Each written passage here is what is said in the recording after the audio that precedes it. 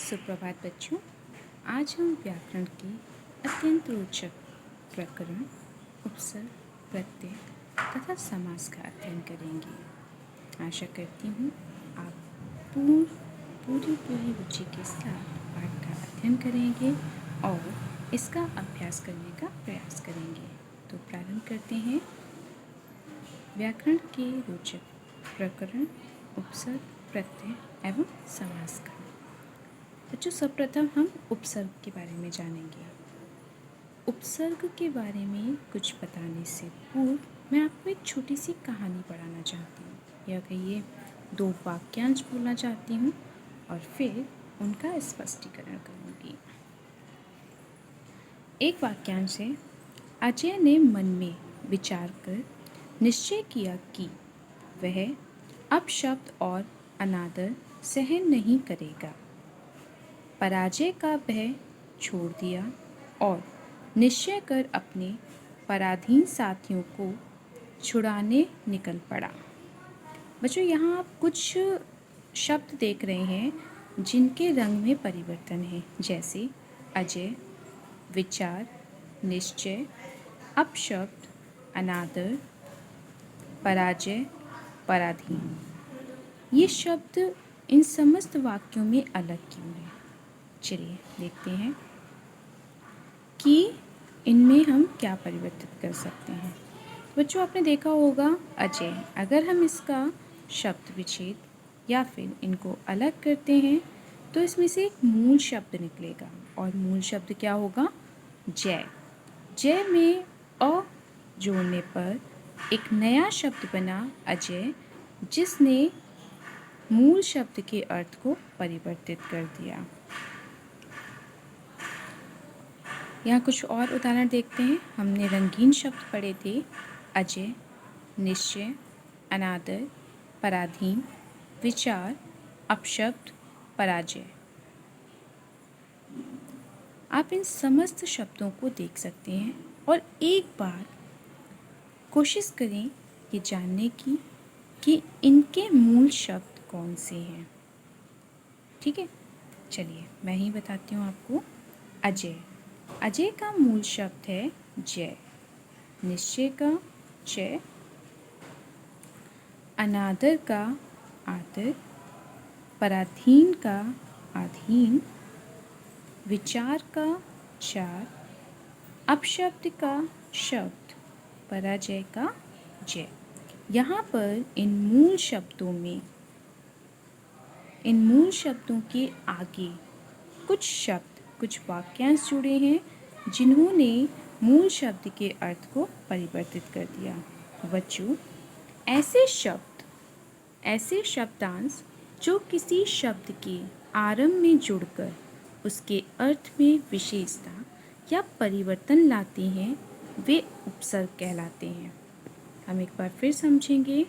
ऐसे शब्द जो किसी शब्द के आरंभ में जुड़कर उसके अर्थ में विशेषता या परिवर्तन लाते हैं, वे उपसर्ग कहलाते हैं।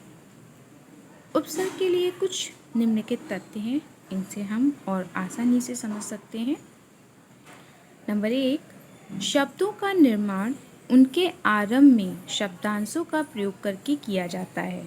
जैसे धर्म में अ जोड़ा तो हो गया अधर्म। धर्म क्या था? शब्द। ठीक है, नया शब्द क्या है? अधर्म, और इसमें उपसर्ग कौन सा है? अ। ठीक है, तो इस तरह से शब्द के आरंभ में शब्दांश जुड़कर एक नए शब्द का निर्माण करते हैं। शब्दांश जुड़ने पर मूल शब्द के अर्थ में परिवर्तन आ जाता है। जैसे आप देख रहे हैं कि धर्म में अ जुड़ने पर अधर्म हुआ और अधर्म इसके अर्थ में परिवर्तन है। एक शब्दांश प्रयोग से कई शब्द बनाए जा सकते हैं, अर्थात एक उपसर्ग शब्दांश के प्रयोग से कई शब्द बनाए जा सकते हैं। जैसे सिर्फ अ का प्रयोग किया, अधर्म, नीति में आ का प्रयोग किया, अनीति, नाथ में आ का प्रयोग किया, अनाथ, ज्ञान में आ का प्रयोग किया, अज्ञान। इन शब्दांशों का स्वतंत्र प्रयोग नहीं किया जा सकता, अर्थात जो शब्दांश किसी शब्द से पूर्व जुड़ते हैं इनका स्वतंत्र प्रयोग नहीं किया जा सकता। मतलब कि केवल हम अ वर्ण का प्रयोग करें और शब्दांश का प्रयोग करें और उपसर्ग का प्रयोग करें तो ये किसी भी प्रकार का कोई शब्द नहीं बनेगा। फिर से हम एक बार दोहराते हैं। ऐसे शब्दांश किसी शब्द के आरंभ में जुड़कर, ऐसे शब्दांश जो किसी शब्द के आरंभ में जुड़कर उसके अर्थ में विशेषता लाते हैं या परिवर्तन लाते हैं, वे उपसर्ग कहलाते हैं। अब जानते हैं उपसर्ग के भेद। उपसर्ग के भेद, उपसर्ग के 5 भेद हैं।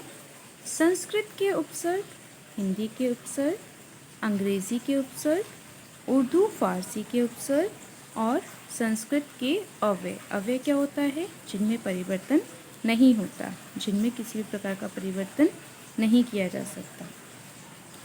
संस्कृत के उपसर्ग के हम 2 उदाहरण देख लेते हैं। उपसर्ग है अ और इसी उपसर्ग का मतलब है नहीं या अभाव। अभाव संस्कृत शब्द। तो संस्कृत के उपसर्ग मतलब जो संस्कृत भाषा से हिंदी भाषा में जो शब्द आए हैं उनमें जो परिवर्तन आते हैं। हमने पढ़ा है ना कि हमारे जो शब्द हैं शब्द विचार में, तो वो संस्कृत के से लिए गए हैं, हिंदी से लिए गए हैं, अंग्रेज़ी से लिए गए हैं, उर्दू फारसी मतलब विदेशी भाषा से लिए गए हैं। तो वही उपसर्ग का प्रयोग जहाँ शब्दों का निर्माण होता है उन्हीं शब्दों के रूप को उपसर्ग के भेद में प्रयोग किया गया है। जैसे हमने उदाहरण लिया अ मतलब अभाव। अभाव संस्कृत उपसर्ग में प्रयोग किया गया तो हो गया अधर्म, अज्ञान, अनाथ, अकाल। ये संस्कृत शब्द के उपसर्ग है। हिंदी के उपसर्ग में उसी आ का प्रयोग किया गया, उसी आ का अर्थ जो है अभाव में लिया तो हो गया अशांति, अमर, अगत, अछूत। अगम, अछूत ये क्या हुए? हिंदी भाषा के शब्दों में उपसर्ग द्वारा परिवर्तन। उर्दू फारसी के उपसर्ग ब मतलब साथ या अनुसार। अब आप शब्द पढ़ पा रहे हैं। बनाम, बखूबी, बतौर, बदौलत, ये क्या है? उर्दू भाषा के शब्द। फिर आता है संस्कृत भाषा में प्रयुक्त होने वाले उपसर्ग या संस्कृत के अव्यय। ठीक है, तो जैसे हमने लिया अंतः। अंतः का मतलब अंदर। अंतपुरा, अंतकरण, अंतमन, अंतरात्मा। तो ये हुए संस्कृत भाषा के अव्यय के शब्द। अंग्रेज़ी के उपसर्ग सब, असिस्टेंट।